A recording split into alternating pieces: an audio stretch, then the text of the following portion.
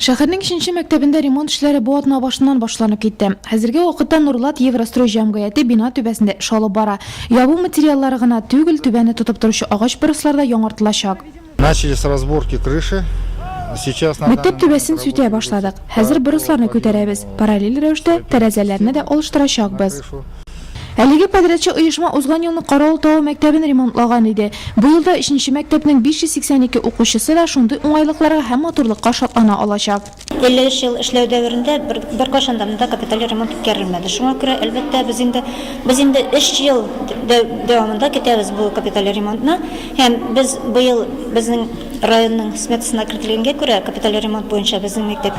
Без моның бу хәбәрне бик шатланып каршы алдык. Шуңа күрә без барыбыз да шат, әлбәттә монда эш бик күп булачак.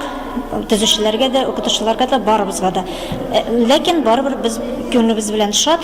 60-нчы елда төзелгән бина беренче карашка әллә ни искелә түгел кебек. Эшке ягы да матур күренә. Ел саен укытучылар коллективы ярдәме белән ясалган косметик ремонтлар нәтиҗәсе бу. Әмма капиталь үзгәрешләр барыбер кирәк. Подрядчы оешма хезмәткәрләре алмаштырыр өчен тәрәзәләрне үлчәп киткән инде.